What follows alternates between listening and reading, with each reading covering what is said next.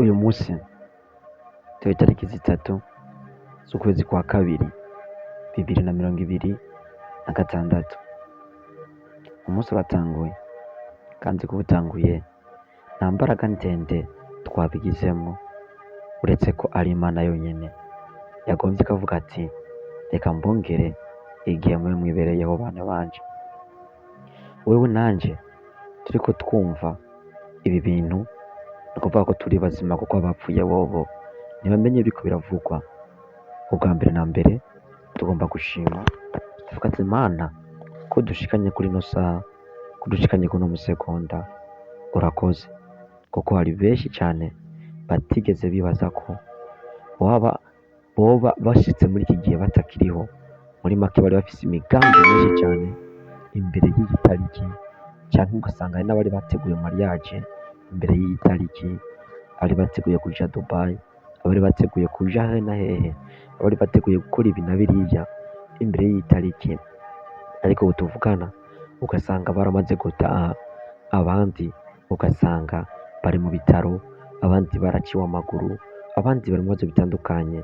Kandi nawe niba tuvugana uri kunyumvise ikibazo gikomeye cyane kikuremereye, cyane cyane ko ibibazo bitabura, umenye ko byibuze kuba ukiri muzima hari impamvu.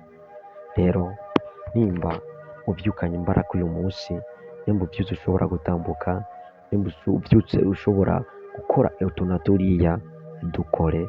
Ubyuke ufise intumbero, urabe ahantu wategura kuzoshika, urabe ibyo ukora byohagushikana, kugira ngo ukomeze ugenda mu mugambi w'Imana. Kuko nimba ukiri muzima iyi saha, ni uko hari impamvu ihari.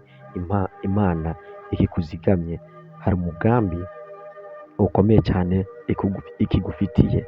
Rero ndashaka twese twame dusenga tuvuga ati Mana, yereka uburyo nagenda nkora ibijyanye n'umugambi umfitiye. Twese niryo sengesho tugiye gusenga tuvuga tuti Mana vyagiye mu ijuru, turabizi neza yuko twebwe ubwacu atari twe twishikanye kuri ino saha, kandi wowe vyagiye mu ijuru ari gutumye dushika kuri ino saha. None rero hari umugambi wateguye kuva tukiri mu nda y'abamama, kuva tukiri urusoro mu nda. Uwo mugambi rero biboneka neza ko utararanguka kuba tukiriho, kuko ukomeje kutuzigama. Twizera ko uwo mugambi uhari rero, ariko hano ku isi hari uwutugwanya, hari uwutucanisha mu nzira uwo udashaka ko ducamwo, hari uwutuma dukora ibyo tutokoze, hari uwutuma dukora ibitajyanye n'ibyo waduteguriye. None wowe vyagiye mu ijuru, turakwinginze mu byo dukora uturwikire umutima wawe mweranda, adufashe intambwe yose dutera mu buzima aba ari itwerekeza ku byo wateguye, kuri cya kintu gitumye tukiriho, aba ari kitwerekeza kuri wa mugambi wawe.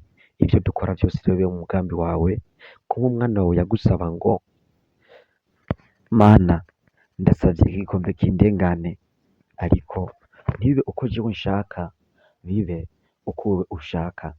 Aka kari akarorero keza yaduhaye, kerekana neza yuko hari ibyo tuba dukeneye twebwe, hari ibyo tuba twumva ko vyakabaye, ariko bikarangira bitabaye, kubera ko wowe uvyagiye mu ijuru ari wewe uzi impamvu ivyo bintu bitabaye.